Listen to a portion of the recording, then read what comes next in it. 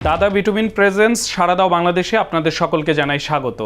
আপনারা জানেন সাড়া দাও বাংলাদেশ অনুষ্ঠানের মাধ্যমে সাধারণ জনগণের প্রশ্ন আমরা করি প্রশ্নকর্তাদের কাছে, যারা এর উত্তর দিতে পারে এবং সাধারণ জনগণকে আমরা সে সকল উত্তর পৌঁছে দিতে চাই। তারই ধারাবাহিকতায় আজকে আমাদের সাথে অতিথি হিসেবে যুক্ত হয়েছেন মাননীয় সংসদ সদস্য নীলুফার চৌধুরী মনি। স্বাগত আমাদের অনুষ্ঠানে আপনাকে। বাংলাদেশের প্রেক্ষাপটে নারীদের রাজনীতি কিংবা নারীদের রাজনীতিতে অংশগ্রহণ এবং সর্বোপরি টিকে থাকা, এই দুটি ব্যাপারে আসলে কিভাবে আপনি রাজনীতিতে আসলেন এবং কি করে এতটা দূর এতটা সময় ধরে টিকে আছেন? ভীষণ জটিল একটা প্রশ্ন করেছেন, নারীদের অংশগ্রহণ এবং টিকে থাকা।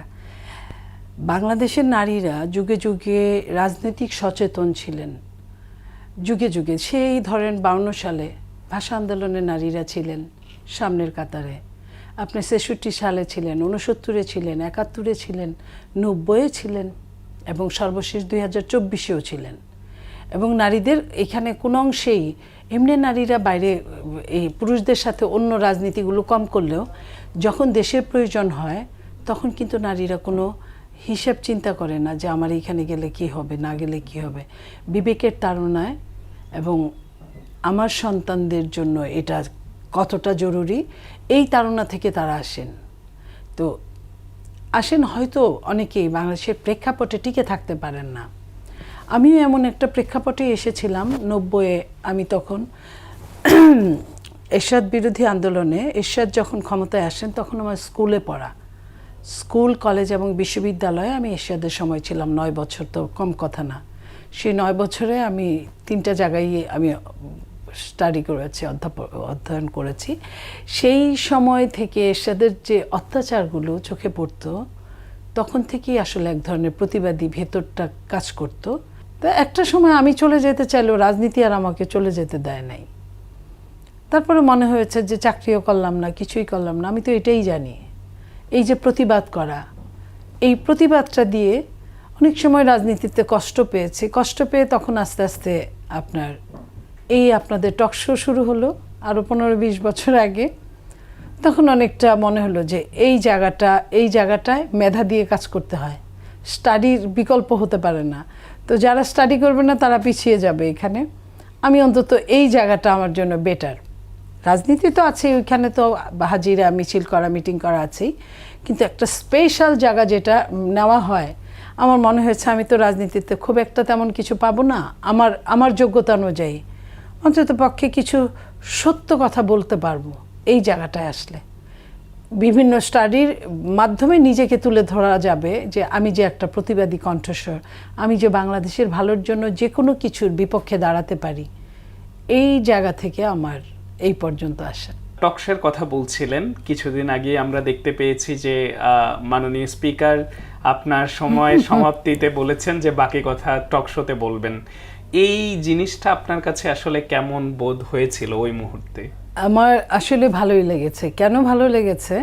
উনি স্পিকার সংসদের, উনি হর্তাকর্তা, উনি প্যারেন্টস সংসদের একজন প্যারেন্টস। এটা আপনি জানেন যে একজনকে বেশিক্ষণ কথা বলতে দেওয়ার সময় সুযোগ হয় না ওখানে। তো আমাকে 10 মিনিট দিয়েছে, আমার মতো আমার জায়গায় 10 মিনিট ইনাফ। তো তারপরেও কথা কিন্তু শুরু করলে শেষ হতে চায় না, কারণ এত বড় বাজেটের উপর কথা বলা, নিজের এলাকায় একটুখানি কথা বলা, দেশের কোনো টাচি জায়গা নিয়ে কথা বলা, এইসব নিয়ে কথা বলতে গেলে যখন আমি তার কাছে আরেকটু সময় বেশি চাইলাম, উনি বললেন যে আপনি এই 2 মিনিট পাবেন, বাকি কথাগুলো আপনি টকশোতে গিয়ে বলবেন। তো এইটাই আমার মনে হয়েছে যে উনি আমার টকশো দেখেন, ওনারা বাংলাদেশের, এটা আমার জন্য ভালো লেগেছে। এবং একজন সচেতন নাগরিক হিসেবে উনি যে কথাটা বলেছেন এটাও তো সত্যি কথা। আমি ওখানে যা কথা বলি টকশোতে তো একই কথা বলি, কারণ জনগণের জন্য, দেশের জন্য এবং মজলুমের জন্য কথা বলি। তো সেই কথাটা এখানে বলতে পারবো, বাকিটা এটাই উনি স্মরণ করিয়ে দিয়েছেন একটু দুষ্টামি ছলে। দুটো প্রশ্ন করতে চাই একই সাথে। আগের টকশো করার সময় বিরোধিতা ঠিক কেমন পেতেন, এবং বর্তমান যখন টকশো করছেন নারী যে কজন টকশো করেন, ব্যক্তিগতভাবে অনেকের ইন্টারভিউ আমি করেছি, তারা সাইবার বুলিংয়ের কথা বলেছেন, সাইবার বুলিংয়ের তারা এখন শিকার হন। বিগত সরকারের আমলে তারা শিকার হতেন, গোয়েন্দা সংস্থার জিনিসটা জানতে চাই আপনার সাথে আসলে এরকম হয়েছে কিনা। আমার সাথে আমার মনে হয় হিসাবগুলো সবচেয়ে বেশি হয়েছে। আমার এই বয়সে এরকম বুলিংয়ের শিকার হওয়ার কথা ছিল না। এখন এসে এই বটবাহিনীর শিকার হব এটা আমি কোশ্চিনকালে চিন্তা করিনি। এবং আমার কথা এই দেশের জন্য যাদের যারা যারা দায়ী দেশের খারাপ কাজের জন্য, আমি তাদেরকে উল্লেখ করতে চাই। তো যে অতীতে ছিল সেটার একটা রেশ আছে, এটা বলি, কিন্তু এখন তো নাই। আমি তার নিয়ে মিছামিছি বলে কি হবে? এখন যাদের জন্য আমার ক্ষতি হচ্ছে, আমার দেশের ক্ষতি হচ্ছে, আমার জনগণের ক্ষতি হচ্ছে, আমি তাদের কথা বলতে চাই। আর সেই বলতে গিয়ে যে আমি যে ধরনের বাজে কথার শিকার হই, যেমন ধরেন আমি একটা প্রমাণ দিই, হাদি আমাদের মাঝ থেকে চলে গেল, ঘটনাটা অনেক দুঃখজনক, কষ্টের, যে কোনো মৃত্যুই সবার জন্য কষ্টের। তো আমি একটা টকশোতে যখন কথা উঠলো, আমি বলেছিলাম যে হাদিকে যারা মেরেছে তারা গিনিপিগের মতো তাকে ব্যবহার করেছে। আমি আবারও বলছি, গিনিপিগ কিন্তু কোনো ইললিগ্যাল কোনো পশু প্রাণী না। আমি সেটা নিয়ে স্টাডি করেছি। একটা বিদেশি প্রাণী যেটাকে কেটে ছেড়ে দিলে আবার হাঁটতে পারে, মানে বৈজ্ঞানিকভাবে যে 9, 10, 11 ক্লাসের ছেলেমেয়েরা যেটা মানে শিখে আপনার প্র্যাকটিক্যালে, আমি ওই টাইপের কথাটাই বলেছিলাম। সেটার জন্য আমাকে অনেক অনেক বাজে কথা শুনতে হয়েছে। শাহবাগে আমাকে নিয়ে মিছিল হয়েছে, স্লোগান হয়েছে, বাজে কথা বলা হয়েছে। অথচ হকপটে অনেকেই কিন্তু বলেছে হাদিকে বলির পাঠা বানানো হয়েছে। বলির পাঠাটা মুসলিমদের জন্য, যখন পাঠাটাকে বলি দেওয়া হয় তখন কিন্তু এটা মুসলিমদের জন্য হারাম। সেটাকে নিয়ে কথা বললো, সেটা নিয়ে কিছু হয় নাই। আপনাকে নিয়ে ট্রল করা হয়েছিল যে জাকাতের চেয়ে চাঁদাবাজির টাকা, এইটা যদি একটু খোলামেলাভাবে। এইটা যেমন ধরেন আমি বলতে চেয়েছিলাম ওখানে এরকম যে চাঁদাবাজি অন্যায়, অপরাধ। এখনো এই অপরাধের জন্য ওরকম আইনও বানানো হয় নাই যে ওরকম বড় কোনো আইন, আরো বড় আইন হওয়া উচিত। যে একটা মানুষকে আপনি টর্চার করছেন, জবরদস্তি করছেন, এই জিনিসগুলো কিন্তু খারাপ। বাট জাকাতটা হচ্ছে ধনীদের জন্য গরিবের অধিকার। এখানে ধনীদের কর্তব্য, গরিবের অধিকার। গরিব যদি জাকাত না পেয়ে যদি A to Z ধনীরা যদি জাকাতটা নেয়, সেটা কিন্তু চরম ইল্লিগাল, কিন্তু সেটার কোনো আইন নাই। আপনি বলেন যে আপনার জন্য, আপনার যে বেশভূষা, আপনার যে অবস্থান, আপনার জন্য জাকাতটা কিন্তু হালাল না। জাকাতটা হালাল কেয়ার আপনার ড্রাইভার, আপনার কাজের লোক, আপনার রিক্সাওয়ালা, আপনার দুধ যে বিক্রি করে সেই মানুষটা, এদের জন্য। আমি ওই কথাটাই বোঝাতে চেয়েছিলাম যে এইটা যারা করে এটা তো আরও বেশি অপরাধ। চাঁদাবাজদের অপরাধ, আপনি যদি স্খলন হয়, আপনি যদি শাস্তি পান, তারপরে তার আপনাকে ওইটার অপরাধী বলা যাবে না। আপনি তো অপরাধের সাজা পেয়েছেন। আমি এই কথাটাও বলেছি যে সাজা পাওয়ার পরে, সেটার যে সাজা পাওয়ার পরে তাকে ওইভাবে যদি আমি ধরি, তার চেয়ে তো বেশি খারাপ হলো যে একজন ধনী যখন ধনীর কাছ থেকে জাকাত নেয়, যেটা গরিবের প্রাপ্য। আমি সেই কথাটাই বলতে চেয়েছিলাম। এই যে সামাজিক অবক্ষয়ের ফলেই তো আসলে মায়ের বয়সী, বোনের বয়সী মানুষদেরকে সাইবার বুলিংয়ের শিকার হতে হচ্ছে। আপনি কি মনে করেন এর থেকে উত্তরণের কোনো পথ কি আছে? এটা আসলে কি জানেন, এটা হচ্ছে বৈজ্ঞানিক কিছু সুবিধা আছে, কিছু অসুবিধা আছে। আগে তো আপনার এটা যখন ফেসবুক ছিল না, টুইটার ছিল না, তখন তো এটার সম্মুখীন হতে হয় নাই। আপনাকে সামনে পেলো বা বক্তৃতা বিবৃতিতে আপনার একটা গালি দিল, তখন এটা ছিল। এখন তো এটা নাই। এখন ডাইরেক্ট অ্যাকশন। তো এই যে ডাইরেক্ট অ্যাকশন, আপনার মনে করেন যে আপনিও জানেন, আপনিও ফেসবুক দেখবেন, আরও 10 জন দেখবে, এই যে তারা গালি দিচ্ছে এবং কোনো না পড়ে গালি দিচ্ছে, কিসের জন্য গালি দিচ্ছে সেটাও তারা জানে না। তারা জানে না একজন তাদের হয়ে গালি দিয়েছে, তারা তাদেরকে চিনে ওটার কপি পেস্ট করছে, অথবা তার চেয়েও বাজেভাবে বুলিং করছে। তা এটা হচ্ছে বিজ্ঞানের অসুবিধাটা। সুবিধাটা যেমন আমরা মেনে নিচ্ছি, অসুবিধাটা যে পর্যন্ত এটার কোনো নতুন কোনো রেজাল্ট না আসবে, নতুন কোনো পন্থা না আসবে এটাকে বন্ধ করার, ততদিন পর্যন্ত তো এটা ওইভাবে মানতে হবে। এবং ধরা পড়লে শাস্তি, এই শাস্তিটার জায়গায় আমি বলতে চাই যে সাইবার বুলিংয়ের উপর একটা শাস্তি, যেটা স্বৈরশাসক যেটা করেছিল সেটা তার নিজের জন্য 7 বছরের জেল বা এসব করেছিল, বাট এটা হচ্ছে আমাদের মতো যারা সাফারার জনগণ, আপামর জনগণের জন্য। আপামর জনগণের জন্য এটা প্রুভ হলে এই জিনিসগুলো এটার একটা শাস্তি হওয়া দরকার। এবং অবশ্যই কারা করছে 2 দিন আগে পরে, কিন্তু এটা ওইভাবে এখন মেশিন বের হবে, 2 দিন আগে পরে বের হবে। আমি বিশ্বাস করি যে কে করছে, যে সে যেখান থেকেই করুক না কেন তাকে ধরা এখনই বের করা যায়। তো সেই জায়গায় যদি বের হয় তাদের শাস্তিটা যেন এরকম হয় আমি চাই। কারণ একটা মানুষকে হাতে মারার চেয়ে মেন্টালি মেরে ফেলে। এই যে বট আইডি গুলো চাইলে আপনাদের সরকার, বাংলাদেশের সরকার যদি চান, ফেসবুককে অফিসিয়ালি চিঠি দিয়ে এই বট আইডি গুলো কিন্তু একেবারেই ডিঅ্যাক্টিভেট করে দেওয়া সম্ভব। অতএব আমি মনে করি, এটা কথা বলছি, আমাদের মাননীয় স্বরাষ্ট্রমন্ত্রী এই বিষয়ে বেশ সরব। আমার মনে হয় যে খুব তাড়াতাড়ি এটার একটা বিহিত হবে। যেহেতু আপনারা আইন প্রণেতা, অবশ্যই আপনারা করবেন, এই জায়গায় আমরা আস্থা রাখছি আপনাদের প্রতি। আপনারাই তো এটা শিকার। আসতে চাই বর্তমান রাজনীতি প্রেক্ষাপট নিয়ে। 17 বছর মনের মধ্যে একটা স্বপ্ন বা আশা যে আমি সরকারে থাকলে বা আমরা সরকারে গেলে এই জিনিসগুলো আমরা করব, বা এই জিনিসগুলো এরকম না হয়ে এভাবে হতে পারত, সেই স্বপ্ন বা সেই আশা শুরু বা সূচনা কি হচ্ছে ব্যক্তিগতভাবে? যদি ইনশাআল্লাহ হচ্ছে। এই জন্য বলছি, আমাদের নেতা জনাব তারেক রহমান, বাংলাদেশের মাননীয় প্রধানমন্ত্রী, উনি এসেই প্রথমে বলেছিলেন আই হ্যাভ এ প্ল্যান। ওটাকে পরে ওই বক্তৃতায় আবার বলেছিলেন উই হ্যাভ আ প্ল্যান। সেই প্ল্যানটাকে উনি যে ইমপ্লিমেন্ট করতে পারছেন, লাইক আপনার ইলেকশনে বিজয়ী হওয়ার 21 দিনের মাথায় ফ্যামিলি কার্ড 37,000 সামথিং মানুষকে ফ্যামিলি কার্ড দিয়েছে নারীদেরকে। তারপরে কৃষক কার্ড দিয়েছে, কৃষককে ঋণ মওকুফ করে দিয়েছে 10,000 পর্যন্ত। তারপর আপনার হেলথ কার্ডের ব্যবস্থা করছে। আপনার আরও বেশ কিছু কাজ, যেমন ধরেন ওনার প্রটোকল উনি বহর কমিয়েছে। উনি সাধারণ জনগণের খাবারের সাশ্রয়ী হয়েছে। 100 টাকায় উনি নিজে দুপুরে লাঞ্চ করেন। তো উনি যখন 100 টাকা লাঞ্চ করবেন, আগে যেমন একটা সুই কিনতে 1000 টাকা লাগতো, এখন কিন্তু উনি 100 টাকায় যখন লাঞ্চ করবেন, যে অফিসারটা 2000-5000 টাকায় লাঞ্চ করেন সরকারি টাকায়, সে কিন্তু এখন দ্বিতীয়বার চিন্তা করবেন। তো সেই জায়গাগুলো, এই যে কমানো, খরচ কমানো, আবার জ্যামে বসে থেকে ট্রাফিকে উনি ঘন্টার পর ঘন্টা বসে থাকছেন, এটার অর্থ হচ্ছে উনি সাফার করছেন নিশ্চয়ই সাফারের রাস্তাটা বের করার জন্যই। তো এই জায়গাগুলো আমাকে বেশ উৎসাহ দিচ্ছে এবং আমরা বিশ্বাস করি আমরা ইনশাল্লাহ পারব।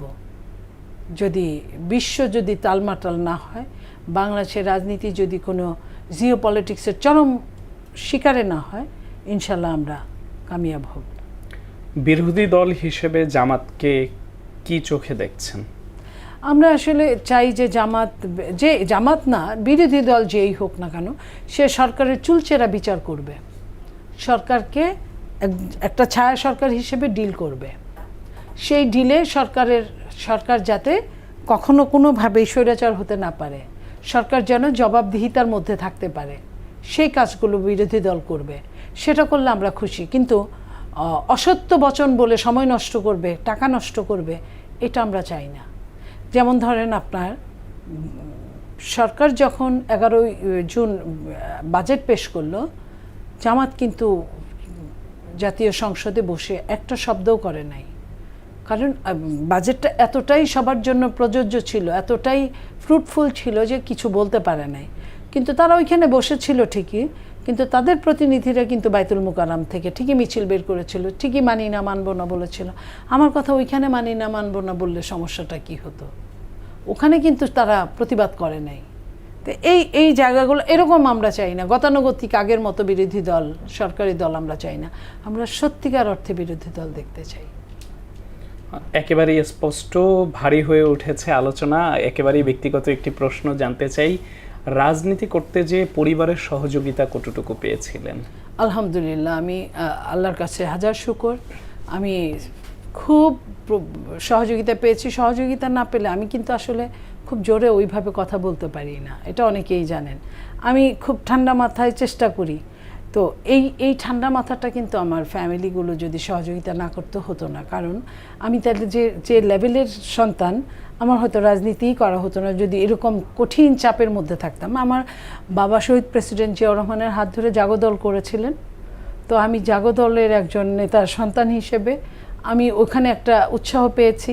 ঢাকা বিশ্ববিদ্যালয়ে যখন এরশাদ বিরোধী আন্দোলন হয় তখন আমার আশা, সিরিয়াস আন্দোলন যখন শেষ দিকের, তখন আমার আশা, এবং তখন আমার বাবা অনুৎসাহিত করে নাই, উৎসাহিত যতটুকু পেরেছেন করেছেন। কি অবস্থা, দেশের খবর কি, ফোন করলে এটা বলতেন, কিংবা বাড়িতে গেলে বলতেন। আবার বিয়ের পরে আমি যতটুকু সহযোগিতা পাওয়া দরকার একজন হাজব্যান্ড হিসেবে, আমার হাজব্যান্ডের প্রতি আমি 100% তুষ্ট রাজনীতির জন্য। সে আমাকে বিশ্বাস করে, সে আমাকে সাপোর্ট করে, সে আমার সাথে যে কোনো সময় আমি যদি সমস্যায় পড়ি, লাইক আমি আওয়ামী লীগের সময় অনেক, আপনি জানেন যে টকশো করেছি রাত বিরাতে, কখনো যদি সমস্যায় পড়েছি, ধরেন ড্রাইভার গাড়ি নাই, গাড়ি আছে ড্রাইভার নাই, সে নিজে আমাকে ড্রাইভ করে দিয়ে গিয়েছে একবার, আবার নিয়ে গিয়েছে। কিংবা কোনো কারণে যে টেলিভিশনের গাড়িতে আসছি তাদের গাড়িটা সমস্যা দিচ্ছে, সাথে সাথে আমি ফোন করেছি যে বাসা থেকে, ওই টাইমে হয়তো ড্রাইভারও ছুটি পেয়েছে রাত 11টা-12টার দিকে, সে নিজেই গাড়ি ড্রাইভ করে এসে আমাকে নিয়ে গেছে। কিংবা কখনো আওয়ামী লীগের রুশানলে পড়েছি, সে ওই ব্যাপারটা মানে যে আমাকে একটা গাড়ি দিয়ে যাবে, গাড়ির মধ্যে আমি একা থাকবো, কোনো সমস্যা যদি হয় সে না বলেই হয়তো বা তার গাড়ি বের করে নিয়ে আমাকে পিছনে ফলো করেছে। এই জায়গাগুলো আমি তার প্রতি ভীষণভাবে তুষ্ট। সাংসারিক জীবন আরো চমৎকার হোক, আজীবন এরকমই থাকুক, সেটাই আমাদের প্রত্যাশা। তরুণ প্রজন্ম যারা রাজনীতিতে আসছেন বর্তমানে, তাদের উদ্দেশ্যে আসলে আপনার মতামত কি থাকবে? দেখেন, বাংলাদেশে এই মুহূর্তে রাজনীতির যে একটা টাইম, এই টাইমে তরুণরা যদি এগিয়ে এখনই না আসে, একটা সময় রাজনীতির গ্যাপ পড়ে যাবে। কারণ আমাদের যে বয়সটা, আমাদের বয়সের পরের বয়সটা, ধরেন যারা 30 আপ, তাদের কিন্তু অনেকেই এখনই নাই ওরকম, তাদের 17 বছর স্বৈরশাসক থাকাতে তাদেরকে বেড়ে উঠতে দেওয়া হয় নাই। এই যে তাদের 30 আপরা, এই গ্যাপটা কিন্তু গ্যাপই থেকে যাচ্ছে। তো সেইখানে যদি যারা এখন 20 আপ, 20 to 30, তারা যদি না আসে, তাহলে মাঝখানে এমন হয়েছিল যে তরুণরা রাজনীতি থেকে আস্থা হারিয়ে ফেলেছিল দেশের এই সিচুয়েশনে। এখন আবার তরুণদের আস্থা ফিরে আসছে। তরুণদেরকে এটা ধরে রাখতে হবে, কারণ আজকের তরুণই আগামী দিনের রাষ্ট্রনায়ক, ভবিষ্যৎ। তো সেই ভবিষ্যৎ হিসেবে আমরা যতটুকু তাদেরকে সাপোর্ট করার কথা, তাদেরকে, কারণ চেয়ার কখনো খালি থাকে না, এটা ফিল আপ হবেই। কিন্তু যোগ্যতা সম্পন্ন লোক যদি আসে, তাহলে চেয়ারটা ওইভাবে মেড করবে, আর অযোগ্য আসলে কিন্তু সেইভাবেই দেশ চলবে। তা আমরা চাই যোগ্যতা অর্জন করার জন্য যে প্রশিক্ষণের দরকার, যে অভিজ্ঞতার দরকার, সেইখানে তরুণরা বেড়ে উঠুক। একেবারেই চমৎকার উত্তর পেলাম আপনার কাছ থেকে। বাংলাদেশে বর্তমানে সরকার উদ্যোক্তাদের ব্যাপারে নানান পদক্ষেপ নিচ্ছে, সে জায়গায় নারী উদ্যোক্তাদের জন্য আপনার কোনো বিশেষ কোনো পরিকল্পনা আছে কিনা? দেখেন, আমি একটা জিনিসে ভেরি হ্যাপি যে নারীরা ইতিমধ্যে নিজেদের জায়গা নিজেরাই করে নিয়েছে। এই যে কোটা বিরোধী আন্দোলন হলো, নারীরা কিন্তু কেউ নেমে বলে নাই, 10% নারী যে কোটায় মধ্যে ছিল, তারা বলে নাই আমাদের এটা রেখে দিতে হবে। নারীরা তাদের যোগ্যতা এই পর্যন্ত এসেছে। এবং গত বছরের আমি পরিসংখ্যান বলি দুইটা, ঢাকা বিশ্ববিদ্যালয়ে নারীদের পার্সেন্টেজ 53%, মেডিকেলগুলোতে নারীদের পার্সেন্টেজ 65%, তার মানে পুরুষ 35। তো নারীরা তাদের মেধা বিকশিত করতে সুযোগ পেয়েছে এখন নিজেরাই, নিজেদের। এবং এইখানে বাবাকে আমি নাম্বার দিতেই পারি। একটা বাবা যখন নিরপেক্ষ হয়, তখন নারীরা আপগ্রেড হতে পারে। তো সেই জায়গায় নারীরা এখন বিভিন্ন চাকরিতে বহাল থাকছে, বিভিন্ন চাকরিতে। আগে যেমন নারীদের জন্য স্কুলের শিক্ষক বা কিছু 2-1টা চাকরির অপশন ছিল, এখন কিন্তু আপনার বৈমানিক থেকে শুরু করে আর্মির সৈনিক পর্যন্ত, পুলিশ থেকে শুরু করে আপনার একদম বিশ্ববিদ্যালয়ের প্রফেসর পর্যন্ত, এর মধ্যে নারীরা আছে।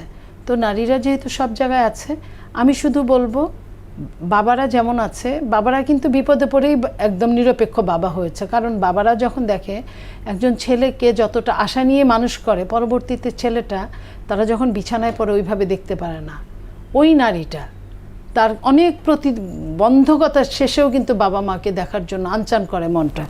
তো এখন নারী যদি স্বাবলম্বী হয় তাহলে কিন্তু নারীর ওই প্রতিবন্ধকতা থাকে না। একটা চাকরিজীবী নারী চাইলেই বাবা মাকেও সহযোগিতা করতে পারে সব কিছু দিয়ে। আপনি জানেন যে পয়সা হলে নিজে হেল্প না করতে পারলেও একটা কাজের লোক রাখা যায়। তো সেই জায়গায় নারীরা বা তাদের বাবারা অনেকটা উদার। এখন নারীরা মানুষ হচ্ছে। আমাদের এই মানুষ হওয়ার সুযোগটা দিলে এবং সবখানে আপনার নিরপেক্ষতাটা বজায় থাকলে আগামী 10-15 বছর পরে নারীরা এমনিতেই আপনার আরও অগ্রসর হবে। তবে রাজনীতিতে নারীরা, এইখানে একটা জিনিস যে রাজনীতিক নেতারা নারী বান্ধব হয়ে উঠতে পারে নাই। এই জায়গাটায় নারী বান্ধব হতে হবে। কারণ আপনার সব কিছুতে আমি আপনি একই কাজ করছি, কিন্তু আপনার সুবিধাটা একটু বেশি, আমার সুবিধাটা একটু কম। এটা আমাদেরকে খুবই কষ্ট দেয়। এই জায়গা থেকে আমরা মনে করি যে এই জায়গা থেকে আমাদের বেরিয়ে আসতে হবে। বেরিয়ে আসার জন্য রাজনৈতিক নেতাদেরকে নারী বান্ধব হতে হবে। আবারও চমৎকার উত্তর, ধন্যবাদ আপনাকে। একটি রাজনৈতিক প্রশ্নে ফিরতে চাই। বাংলাদেশ জামায়াতে ইসলামীর অনেক সময় টার্গেটের মূল জায়গায় আপনি থাকেন, অনেক সময় আপনাকে টার্গেট করা হয় কথার মাধ্যমে, বিরোধিতার মাধ্যমে। এর প্রধান কারণ হিসেবে কি মনে করেন? এটা আমি না নিজেও নিজেকে অনেক প্রশ্ন করতাম যে আমি এত ভালোভাবে কথা বলি, ওরা কেন আমাকে আবার পছন্দ করে। তো আমার চোখ খুলে দিয়েছে একজন অ্যাঙ্কার আপনার মতো, আমি নামটাই বলি, ডাক্তার তুষার, আব্দুল নূর তুষার। তাকে একদিন আমি জিজ্ঞেস করলাম তার টকশোতে গিয়ে, উনি কথাটা তুললেন যে আপনি খেয়াল করেছেন আপনি কি শুধু টার্গেট করে। তা আমি আমারও খুব প্রশ্ন, আমার খুবই জানতে ইচ্ছা করে, আচ্ছা বলেন তো আমার সমস্যাটা কোথায়।